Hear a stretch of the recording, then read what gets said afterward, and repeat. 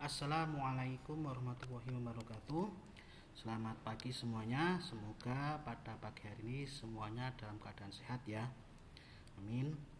Sebelumnya kita telah membahas terkait dengan pemanfaatan teknologi GIS untuk pemetaan sebaran dan potensi objek wisata ya. Nah, pada materi yang ke-13 ini kita akan membahas terkait dengan kebijakan pengembangan pariwisata. Nah, mengapa atau kebijakan itu kok penting ya kan dalam sebuah pengembangan objek wisata?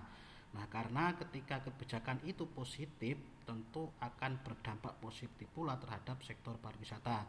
Dan sebaliknya, ketika kebijakan itu negatif, ya kan, maka sama sektor wisata juga akan semakin terpuruk atau berdampak negatif juga.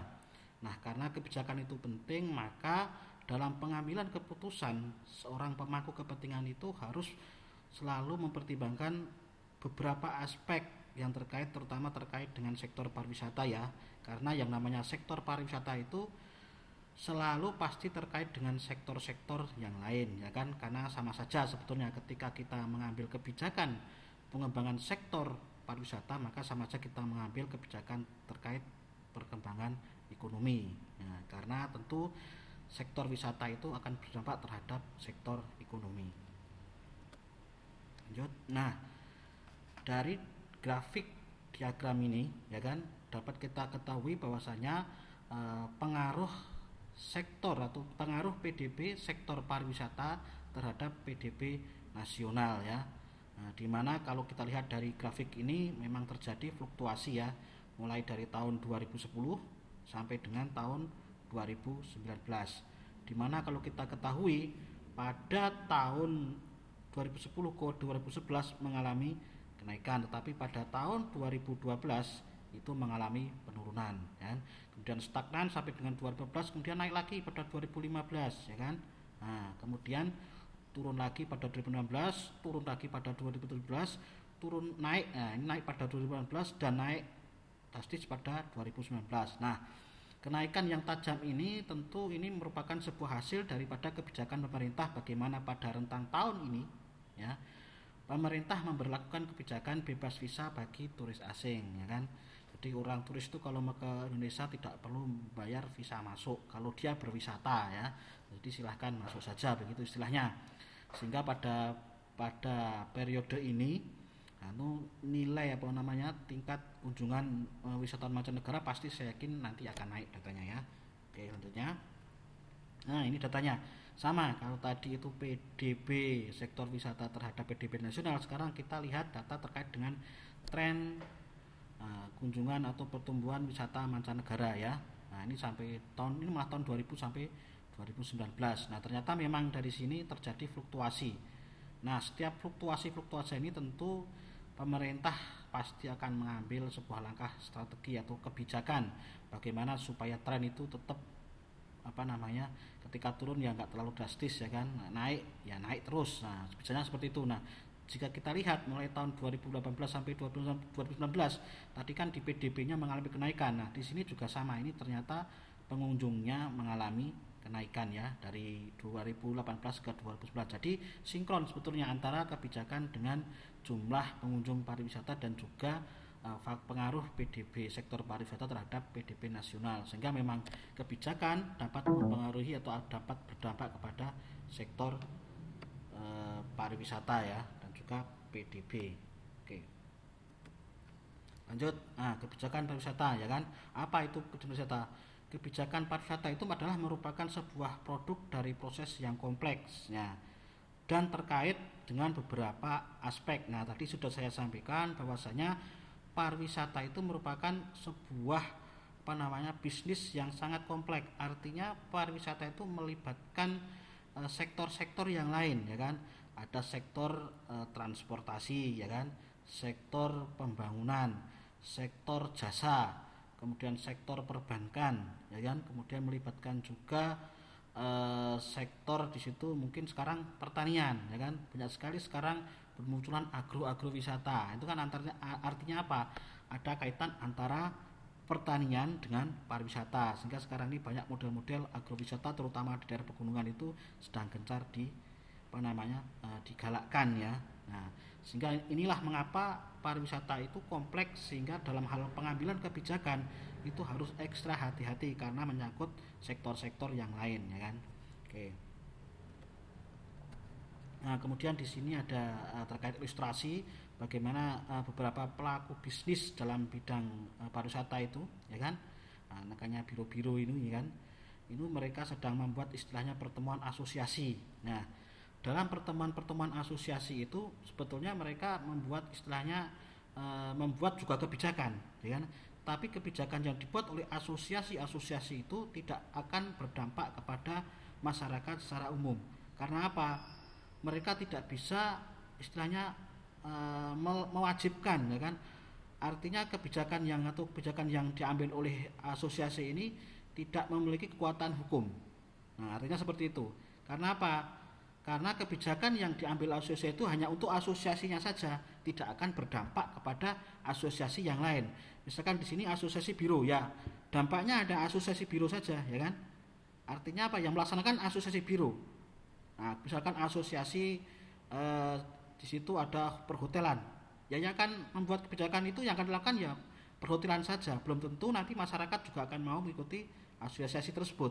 Tetapi ketika yang mengatur itu pemerintah yang mempunyai power, yang punya kewenangan membuat kebijakan dan juga regulasi, tentu semua akan mengikuti, ya kan. Entah itu biro, masyarakat, ya kan, entah itu jasa-jasa perhotelan dan sebagainya, itu dia akan mengikuti apa yang kebijakan yang dibuat oleh pemerintah, tidak akan mengikuti kebijakan yang dibuat oleh pelaku-pelaku bisnis tersendiri-sendiri, ya kan.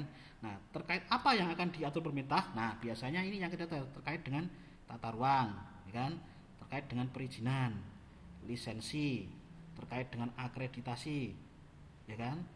Nah, kemudian terkait dengan perundang-undangan. Nah, undang-undang terkait dengan pariwisata misalkan. Nah, tata ruang penting kaitannya terkait dengan pengembangan objek wisata, ya. Karena ketika pariwisata kok menyalahi tata ruang, tentu itu perlu dievaluasi. Izin penting. Nah, semua biro, semua pelaku wisata itu sekarang harus berizin. Nah, supaya dianggap tidak ilegal, ya kan. Dan ketika berizin, ada izinnya, itu otomatis orang akan lebih percaya, ya kan. Kemudian lisensi, sekarang harus juga punya lisensi. Biro-biro itu juga sekarang harus punya lisensi. Dia harus bisa membuktikan kalau dia itu memang benar-benar berkompeten dalam bidang tersebut, ya kan. Sehingga perlu lisensi. Sama kita sebagai seorang geograf, tentu kita butuhkan juga lisensi sebagai seorang geograf. Artinya apa? Kompetensi kita supaya diakui oleh publik. Nah, kemudian akreditasi. Nah, sekarang ada lembaga yang mengakreditasi juga, ya kan. Nah, biro-biro itu sekarang juga kalau perlu memang diakreditasi bagaimana tingkatan daripada kinerja mereka. Apakah mereka itu istilahnya kalau dalam pendidikan itu adalah A, kategori grade A, B atau mungkin C, ya kan. Kemudian juga diatur terkait dengan undang-undang, ya. Ini yang penting, undang-undang itu bisa berupa disusun oleh pemerintah pusat, provinsi ataupun pemerintah daerah dalam bentuk perda, ya kan. Nah, kemudian salah satu instrumen yang kebijakan yang dapat digunakan untuk mengontrol dan mengembangkan pariwisata berkelanjutan itu apa saja contohnya. Nah, misalkan instrumennya terkait dengan tadi sudah sampaikan mungkin tata ruang. Nah, itu katanya dengan pemanfaatan lahan. Ya, jadi dalam hal pemanfaatan lahan untuk kawasan wisata tentu sudah diatur mungkin dalam perda masing-masing daerah. Nah, dan tentunya perda-perda itu juga mengatur atau mengacu kepada perda di atas kepada peraturan-peraturan di atasnya, ya kan. Entah itu Pergub, entah itu PP atau mungkin undang-undang juga, ya kan, yang paling tinggi, ya kan. Nah, jadi segala aturan terkait dengan pemanfaatan lahan pasti akan dibahas di situ, ya kan. Nah, kemudian misalkan terkait instrumen membatasi, ya kan, membatasi akses wisatawan terhadap daerah yang rawan kerusakan, ya kan. Nah, ketika sebuah objek wisata di situ rentan atau rawan terjadi kerusakan, tentu pemerintah itu harus mengambil kebijakan bagaimana mengatur atau membatasi jumlah wisatawan yang masuk. Misalkan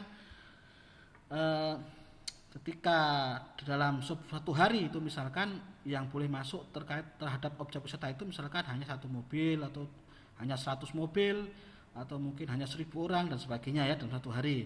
Seperti itu cara pembatasannya. Kemudian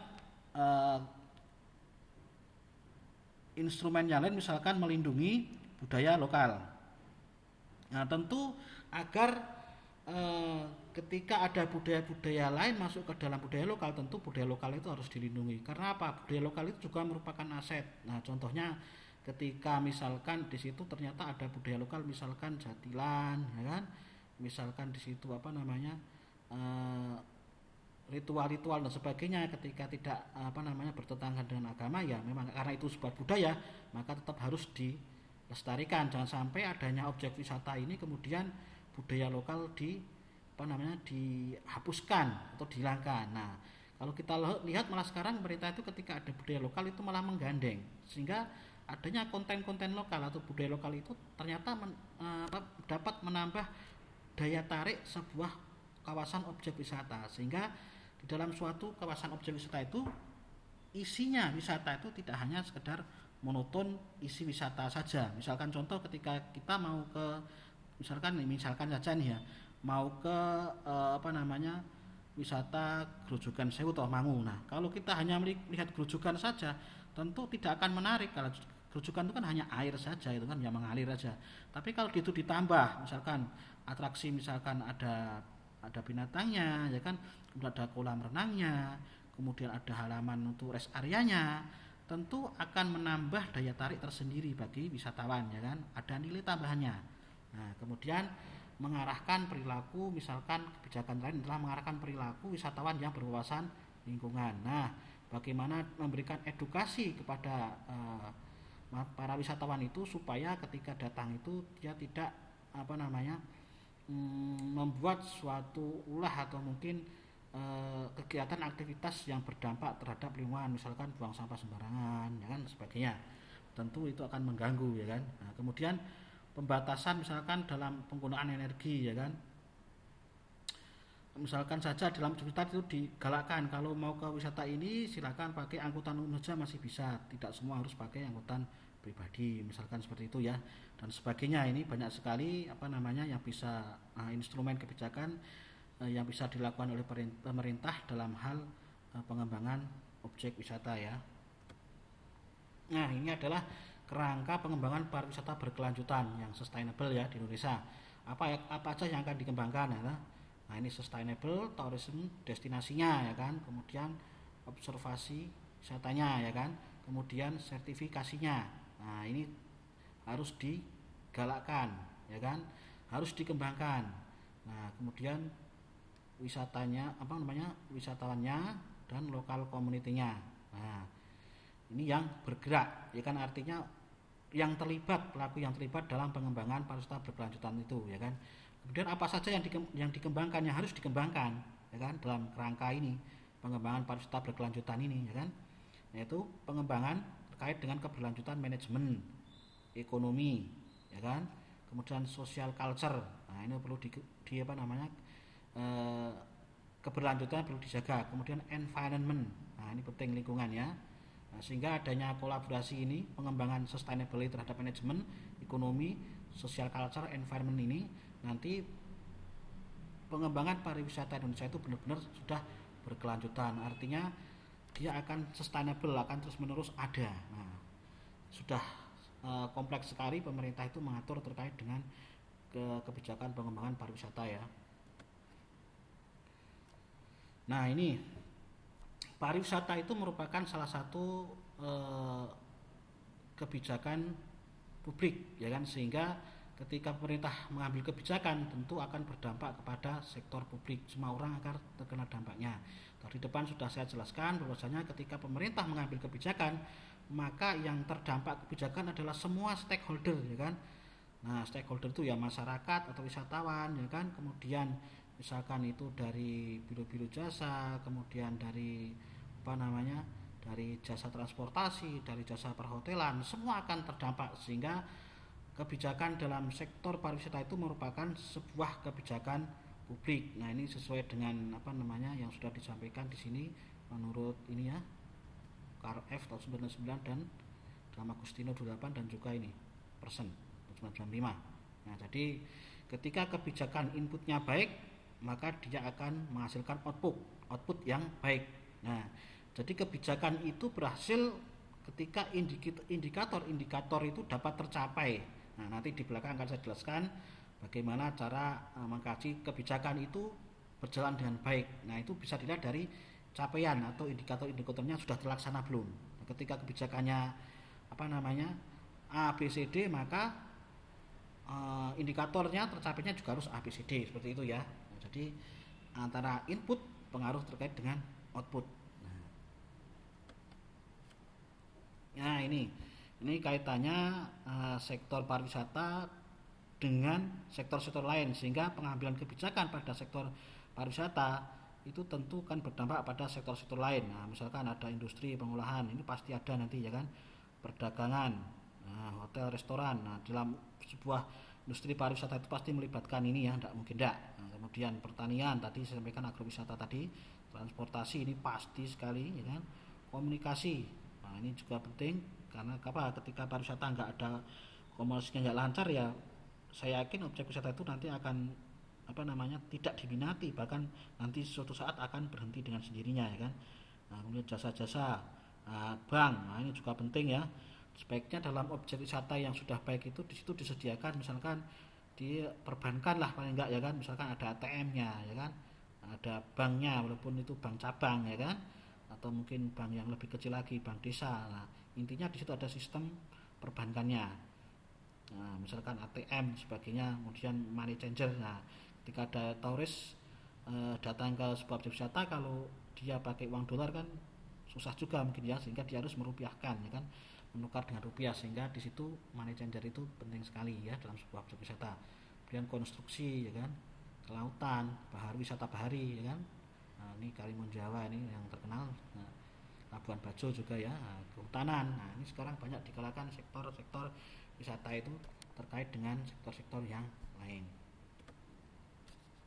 Nah, ini adalah salah satu contoh daripada insentif yang diberikan pemerintah selama COVID-19 ini ya. Nah, di sini saya akan menekan terkait dengan bukan dampak negatifnya dari kebijakan ini, tapi kebijakan yang dilakukan pemerintah dalam rangka mendongkrak wisata ya. Nah, jadi pemerintah itu contohnya dalam membuat kebijakan itu ini, membuat diskon 10%, diskon terhadap 10 destinasi wisata. Di mana saja itu? Nah, Danau Toba, Bintan, ya kan, Belitung, Manado, ya kan, Lombok. Nah, ini daerah-daerah tujuan wisata, ya kan, Yogyakarta, Denpasar, Malang, Batam. Nah, ketika wisatawan asing mau ke sini, itu dia akan dapat diskon. Nah, ini di masa pandemi, dan tentu ini kebijakan ini bisa positif, kalau saat ini bisa juga negatif ya. Ternyata kebijakan positifnya apa? Wisatawan masih banyak yang datang ke Indonesia. Tapi kebijakan nanti dari dampak negatif dari kebijakan ini yang bisa kita rasakan adalah kasus COVID-19 ini semakin naik ya di Indonesia ya, dengan adanya kebijakan ini ternyata ya kan. Nah, ini dampak negatif. Jadi memang kebijakan itu kadang bisa dampak positif, dampak negatif. Nah, tinggal bagaimana manajemen agar dampak negatifnya itu dapat dikendalikan atau dapat mungkin dikurangi. Contohnya apa? Misalkan dia dapat tiket, diskon tiket itu domestik itu 51,4%. Nah, ini sudah ada ketentuan ya yang berlaku. Nah, kemudian dapat diskon ini di bidang penerbangan, diskon penerbangan 30%. Ini afturnya juga dapat diskon, ya kan? Tarif angkasa pura juga dapat diskon. Nah, ternyata banyak diskon ya. Ternyata ketika pada masa pandemi ini. Nah, inilah yang menjadikan mungkin perlu dikaji pemerintah itu. Di satu sisi dia ingin meningkatkan jumlah wisatawan karena memang kontribusinya terhadap pendapatan nasional, PDB nasional itu tinggi ya kan. Di sisi lain ternyata di masa pandemi ini ternyata dengan adanya kebijakan yang seperti ini memberikan peluang COVID-19 ini angkanya semakin tinggi. Nah, jadi memang kebijakan itu perlu mengkaji dengan sesama atau perlu kajian yang matang sehingga kebijakan itu dampak negatifnya minim.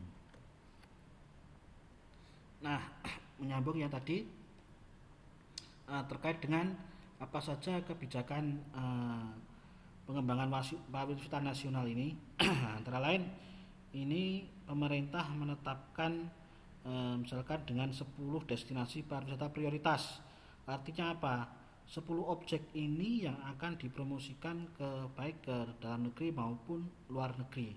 Jadi pemerintah menetapkan 10 ini yang akan istilahkan promosikan, destinasi ini yang akan digencarkan promosinya. Nah, Danau Toba, Tanjung Kelayang, Borobudur, ya kan? Wakatobi, Morotai, Labuan Bajo, Mandalika, Bromo, Kepulauan Seribu, Tanjung Lesung. Nah, ini yang akan destinasi yang akan menjadi prioritas pengembangan pariwisata nasional. Kenapa di Bali tidak? Karena di Bali itu sudah destinasi wisatanya sudah melegenda, sudah internasional. Jadi tanpa pengembangan pun dia otomatis sudah baik. Nah, mungkin tinggal menambahkan infrastruktur saja sehingga mungkin pada tahun-tahun ini tidak perlu butuh pengembangan destinasi. Karena memang destinasinya di sana itu memang kawasan wisata, jadi saya yakin destinasinya sudah terkenal dan juga banyak ya. Banyak wisatawan mancanegara yang minat ke Bali. Nah, bagaimana toh pengembangan destinasi wisata itu? Nah, misalkan apa yang dikembangkan terkait dengan misalkan 10 tadi objek yang akan dikembangkan tadi ya kan. Misalkan kita pemerintah akan terkait pembenahan tata ruang. Nah, kemudian pembenahan infrastruktur. Jadi di dalam kawasan tadi yang 10 tadi itu akan dibangun ini infrastruktur ini ya kan. Peningkatan fasilitas kebutuhan wisatawan. Nah, warung makan ya kan, homestay, hotel ya kan, perbankan ya kan, ditambah fasilitas-fasilitas pendukung objek wisatanya. Kemudian untuk ini khusus Labuan Bajo ya kan, kalau yang sektor wisata air itu pasti ada nanti dikembangkan pelabuhan-pelabuhan. Kemudian pelatihan SDM ya kan, bagi pelaku wisata lokal. Nah, misalkan pengelola wisata lokal, bukan pelaku tapi pengelola wisata lokal. Nah, misalnya, hal ini kenapa penting? Karena gini, misalkan wisata lokal itu kan rata-rata dia bahasanya kan bahasa lokal ya, kadang bahasa Indonesia pun jarang.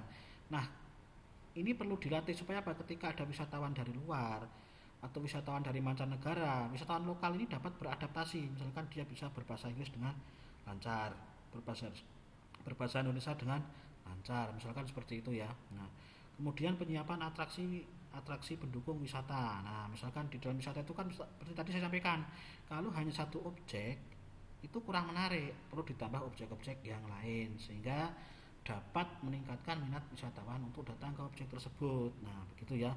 Kemudian promosi. Nah, promosi terintegrasi artinya apa? Semua stakeholder membantu dalam hal promosi objek wisata itu. Misalkan stakeholder yang ada di wisata Candi Borobudur, ya semua orang yang terlibat di dalam itu pasti akan mempromosikan pariwisata Candi Borobudur dengan berbagai macam media ya kan. Ada yang Instagram, ada yang televisi, ada yang website, ada yang manual leaflet dan sebagainya. Gitu ya. Oke.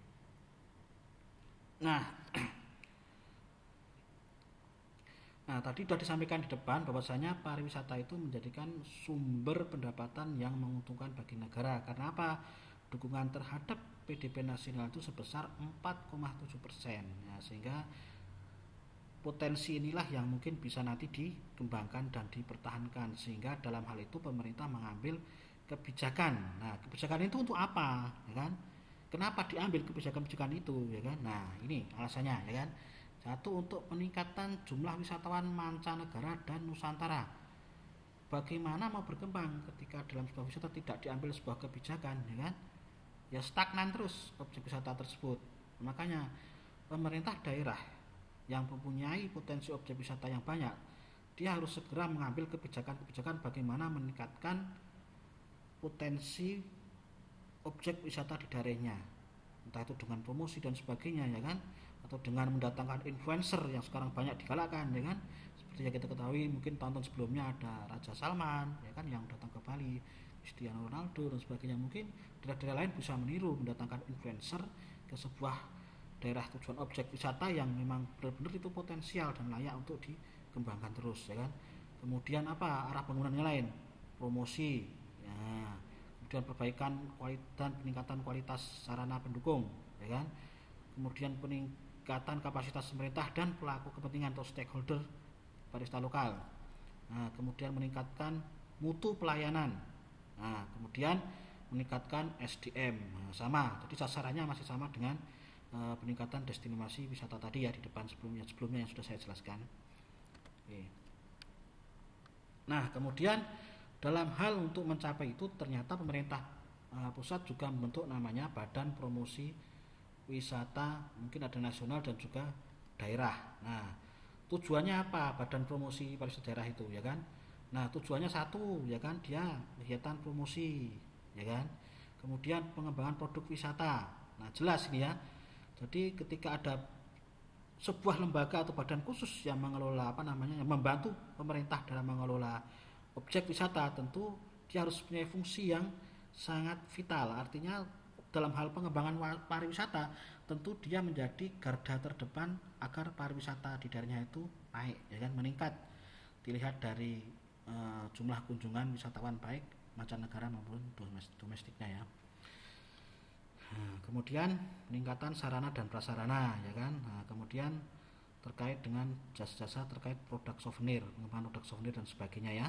Nah, jadi perlu badan promosi pariwisata daerah itu perlu pengembangan semacam seperti ini ya. Kemudian apa saja pariwisata Indonesia yang ada di Indonesia itu? Nah, mencakup wisata budaya, wisata alam, wisata buatan, kuliner, ya, kuliner juga ada ya sekarang ya, dan religi. Wah, ini religi itu kalau kita KKL 2 ada di Bayat, ketika misalkan ada yang namanya wisata ziarah Wali Songo misalkan, itu kan dia kan muter di daerah Jawa Tengah, dan Jawa Timur, Jawa Barat ya, dimuter istilahnya ya Jawa lah ya, akan mungkin sampai ke DKI, wilayah religi. Kemudian kalau kuliner itu terkenalnya di Bandung ya, wisata kuliner ya, di Bandung ya. Jadi ketika kuliner pun ternyata dia bisa jadi wisata. Nah, selanjutnya, ini adalah salah satu contoh strategi dan sasaran pengembangan pariwisata. Nah, biasanya di dalam sebuah perencanaan wisata itu ada yang namanya strategi. Setiap perintah daerah ketika mau mengembangkan pariwisata, dia harus punya strateginya. Kalau nggak ada strateginya ya susah, ya kan. Pengembangan kok nggak ada strateginya, ya kan. Contohnya adalah dengan meningkatkan sumber daya pariwisata, ya kan, entah itu sumber daya objeknya atau sumber daya manusianya. Nah, kemudian meningkat kualitas pelayanan. Pelayanan itu harus baik supaya mendapatkan rating yang baik juga, ya kan. Nah, kalau kita misalkan pakai Gojek tuh ya, kalau kita beli makanan itu kan juga harus memberikan rating, ya kan. Bagaimana makanannya, bagaimana pengantarnya. Nah, sama sebetulnya kan pariwisata itu juga dibuat seperti itu, ya kan. Jadi ketika pengunjung masuk itu dibuat rating sebetulnya, tapi jarang sekali wisata-wisata di daerah yang seperti itu ya. Nah, jarang sekali itu, bahkan yang sudah berkembang juga jarang sekali memberikan rating misalkan terhadap kualitas pelayanan di dalam objek wisata itu, misalkan bagaimana pelayanan di situ terkait dengan tiket masuknya, harganya, kemudian terkait dengan atraksinya bagaimana, kemudian terkait dengan jasa makanannya gimana. Nah, jadi sebenarnya itu kecil tapi perlu itu ya. Kemudian mewujudkan pembinaan dan pengawasan daya tarik objek wisata, mewujudkan rencana pembangunan pariwisata, ya kan. Jadi rencana-rencana yang sudah ada harus diwujudkan. Mengoptimalkan kinerja sumber daya manusia di bidang pariwisata, meningkatkan kesejahteraan partisipasi masyarakat dan sebagainya. Nah, kemudian sasarannya, ini sasarannya, yaitu meningkatkan kesadaran, meningkatkan pemanfaatan sumber daya pariwisata, ya kan? Meningkatkan pengelolaan, meningkatkan sarana prasarana. Nah, kemudian tersedia kawasan wisata yang untuk kebutuhan masyarakat. Nah, sebetulnya ini Renstra ini adalah salah satu langkah paling awal dalam hal nanti merumuskan kegiatan di bidang pariwisata, ya. Kemudian ini terkait tahapan pengembangan destinasi pariwisata di Indonesia, dimulai dari tahap perintisan, ya kan, tahap pembangunan, tahap pemantapan, kemudian terakhir adalah tahap revitalisasi. Nah, semua tahap-tahapnya harus dilakukan agar pariwisata Indonesia itu dapat berkembang dengan baik. Nah, sekarang kita mulai dari tahap perintisan. Apa saja dalam tahap perintisan itu, ya? Nah, kebijakannya misalkan mengembangkan daerah tujuan wisata DTW, ya, baru di wilayah kajian. Nah, contohnya apa? Nah, ini contohnya ini, misalkan fasilitasi perencanaan dan perintisan pengembangan sarana prasarana. Nah, kemudian dalam perintisan itu apa lagi? Kemudian memperkuat upaya pengelolaan daerah tujuan wisata. Nah, misalkan dengan apa?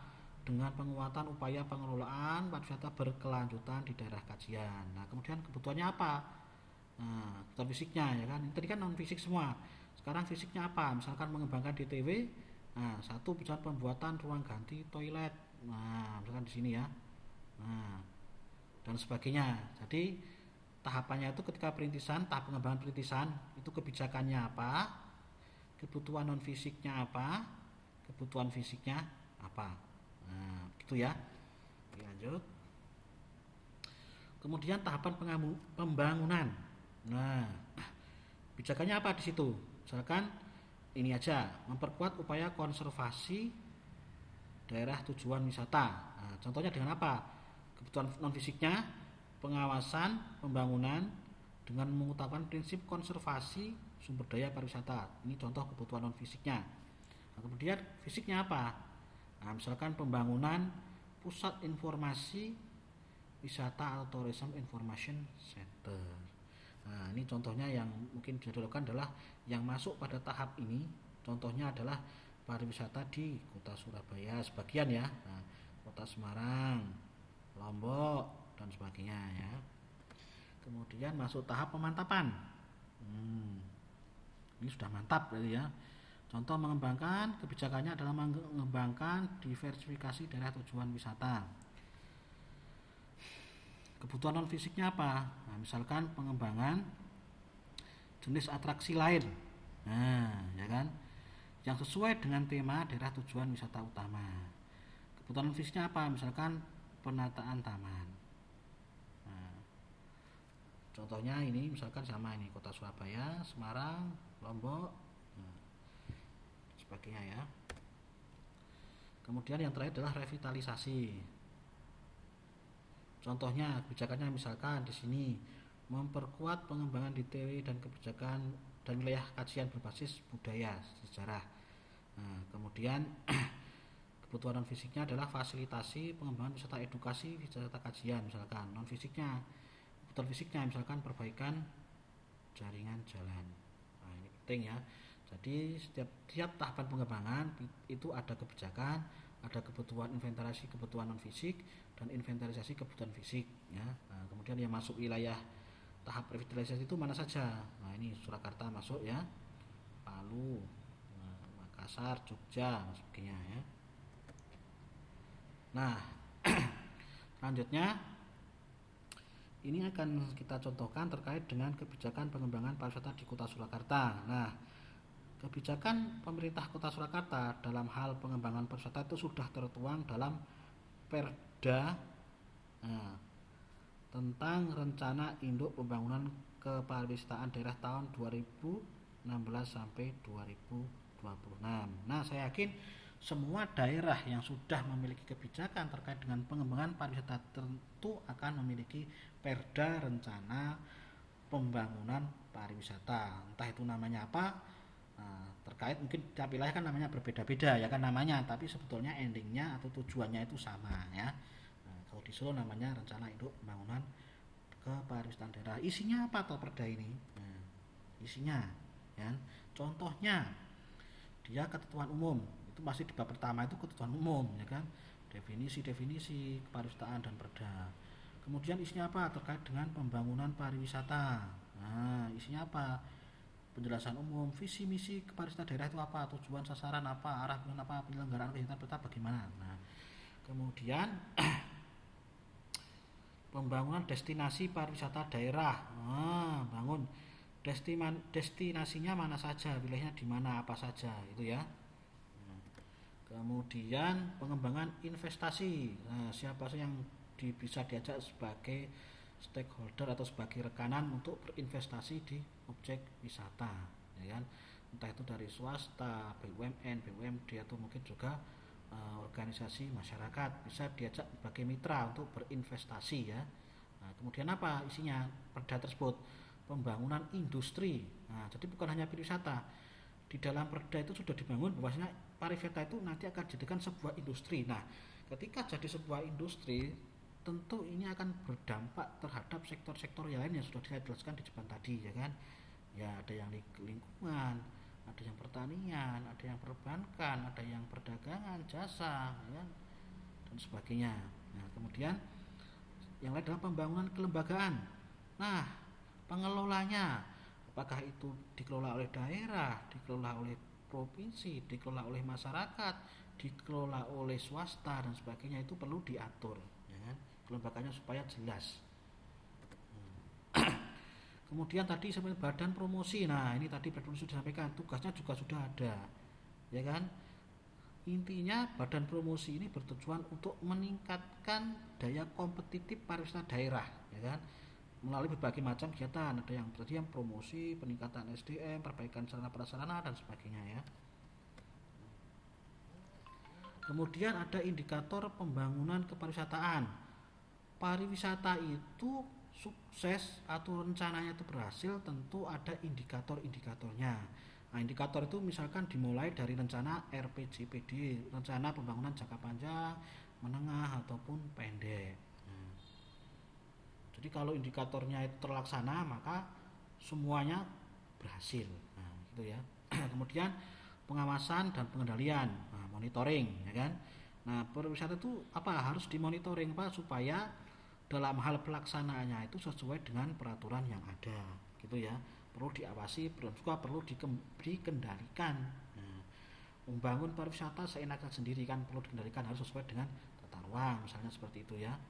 Tiket kok nggak diatur, misalkan di kelas swasta tapi nggak diatur, ya susah. Dia kan seenaknya sendiri membuat tiket masuk, misalkan. Nah, harus diatur supaya apa? Supaya semua menguntungkan. Swasta untung, pemerintah untung, masyarakat juga senang. Nah, harus diatur. Nah, kemudian ketentuan peralihan, di mana ketentuan peralihan ini ketika ada peraturan yang belum termuat, kemudian nanti bisa termuat di sini, ya kan, akan dimuat di kemudian hari. Jadi perda ini bisa direvisi kembali gitu. Kemudian ada ketentuan penutup. Nah, itu biasanya berlaku sampai kapan, ya kan, perda ini. Nah, ini adalah salah satu contoh sasaran strategis pembangunan kepariwisataan daerah di Kota Surakarta sampai tahun 2026. Indikatornya, ini harus dilaksana. Misalkan kunjungan wisatawan Nusantara, nah, tahun 15 sekian juta, ya kan. Nah, ketika pesimis dia nanti, nah ini sampai dengan tahun 2021, mereka rencananya akan membuat ketika pesimis itu nanti wisata paling-paling yang datang itu cuma ini sekian. Nah, optimis, wah sekian. Nah, tapi tahun 2026, nah, tadi kan rencananya mulai dari 2015 kondisi dulu membuatnya, kondisi tahun 2015, kemudian tahun 2021 dia sekian, kemudian tahun 2006 sekian. Nah, bagaimana cara mengukur indikator itu? Kita lihat di data statistik Kota Surakarta, kunjungan wisatawan Nusantara itu sekarang berapa jumlahnya totalnya. Nah, ketika dia tampilkan, sekarang kan tahun 2021 ya, nah mungkin nanti di awal ketika dia bisa naik angka sini atau mungkin dia mencapai ini, maka rencana tadi indikatornya ini itu tercapai. Nah, begitu ya saya mengukurnya ya. Nah, jadi harus dilihat datanya juga sekarang bagaimana kondisinya. Jadi dia sudah punya rencana-rencana indikator capaian. Nah, kemudian ini daerah kawasan wisata, ini adalah peta perwilayahan destinasi wisata daerah Kota Surakarta ya ini. Nah, kemudian ini wilayahnya. Nah, yang ini kawasan objek wisatanya yang biru dan ini. Nah, ini hanya perbedaan pengelolaan saja ini. Karena kan Solo itu banyak, Kota Surakarta itu banyak wisata budayanya. Jadi ada yang mengelola itu, ada yang dari keraton. Oke. Nah, ini contoh program, memunculkan program, ya kan? Contoh Ini dalam program kegiatan pembangunan destinasi pariwisata Kota Surakarta, ya. Nah, ini destinasi, nah, daerah tujuan. Contoh misalkan terkait dengan standarisasi, di situ programnya ada program standarisasi fasilitas umum dan fasilitas wisata. Kegiatannya apa? Kegiatan itu yang realnya apa? Programnya ini realnya apa? Pembuatan standarisasi fasilitas umum. Nah, ini biasanya dokumen ya, bentuknya ya. Nah, indikator apa? Indikatornya kegiatan itu tercapai, ya kan? Ya dokumen itu terlaksana, ada nanti dokumennya. Nah, ya kan? Dokumen terkait standarisasi itu nanti harus ada. Ketika nggak ada, nanti nggak tercapai indikatornya, ya kan? Kemudian struktur mana yang terlibat? Nah, SKPD bidang pariwisata, yang lain PU, tata ruang, dan sebagainya. Nah, begitu ya. Itu dalam. Nah, kemudian pembangunan pemasaran. Tadi kan destinasi, sekarang pemasaran. Contohnya apa? Programnya memanfaatkan produk baru dan produk-produk yang diperbarukan dalam kegiatan pariwisata. Kegiatannya apa? Memanfaatkan produk baru. Nah, indikator apa? Ya produk itu termanfaatkan. Jika tidak termanfaatkan, maka tidak berhasil program tersebut, ya kan? Nah, stakeholder apa? Sama. SKPD bidang pariwisata dan juga asosiasi travel dan gen. Nah, kemudian pembangunan industri, program di pembangunan industri pariwisata. Contohnya di sini pengembangan media informasi kepariwisataan. Nah, kemudian ini pembuatan media informasi kegiatannya pariwisata.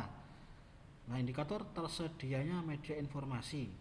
Nah, ini yang batas sebagai D. Nah, ternyata kita juga sudah di dalam mata kuliah geografi pariwisata itu juga sebetulnya sudah ada media informasi. Kita membuat terkait dengan video pariwisata. Nah, di mana ketika masyarakat melihat video itu tentu nanti dia akan akan merasa ketika dia tertarik pasti dia akan mengetahui lebih detail terkait dengan objek wisata yang ada di dalam video kita tersebut. Nah, ternyata secara tidak langsung kita itu sudah berkontribusi terhadap pembangunan industri pariwisata di daerah tugas masing-masing ya dari kalian ya. Nah, artinya apa? Mata kuliah ini ternyata bermanfaat bagi daerahnya masing-masing yang dibuat kemarin ya. Yang Jogja ya Jogja, yang Sleman ya Sleman, yang Wonogiri ya Wonogiri, ya kan? Yang Bantul ya Bantul, yang Temanggung ya Temanggung dan sebagainya ya. Nah, ini contohnya pembangunan industri pariwisata. Kemudian pembangunan kelembagaan pariwisata, apa yang dilakukan oleh pemerintah Kota Surakarta ya dalam pembangunan kelembagaan itu. Misalkan di situ dia membuat perencanaan SDM. Nah, kegiatannya apa? Dia nyusun rencana, ya kan, sumber daya manusia. Nah, indikator capainya apa? Ya tersusun. Nah, rencana-rencana ini tersusun di dalam sebuah dokumen. Nah, yang terlibat siapa? Nah, SKPD-nya dan perangkat kepegawaian daerah dan latihan. Nah, itu ya. Nah, ini yang terakhir. Apakah kita atau Anda sebagai seorang geograf bisa merencanakan bagaimana sebuah kawasan atau objek wisata? Tentu bisa, ya kan? Kita sudah terjun langsung dalam awal kuliah ini, kita sudah bergerak, kita sudah membuat perencanaan, ya kan? Kita sudah membuat berbagai macam promosi pariwisata, ya kan? Nah, tentu kita sebagai seorang geograf itu pasti bisa. Nah, hanya nanti detailnya mungkin nanti di mata kuliah perencanaan pariwisata regional. Nah, saya yakin di mata kuliah tersebut nanti teman-teman akan diminta untuk menyusun atau merencanakan pariwisata. Nah, ini nanti teman-teman sudah punya modal di geografi pariwisata sehingga nanti ketika mata kuliah itu ditempuh, saya yakin teman-teman sudah sangat mahir karena terkait dengan istilahnya backgroundnya atau pendahulunya sudah disampaikan di geografi pariwisata. Nah, oke, sekian pemaparan dari saya terkait dengan kebijakan pengembangan pariwisata ini. Semoga dapat membantu dalam mempelajari terkait mata kuliah geografi pariwisata ini ya. Apabila ada pertanyaan sehubungan dengan materi ini bisa sampaikan langsung ke saya atau melalui psikologi. Apabila ada kesalahan dalam penyampaian mohon koreksinya ya. Saya akhiri, billahi taufik wal hidayah. Wassalamualaikum warahmatullahi wabarakatuh.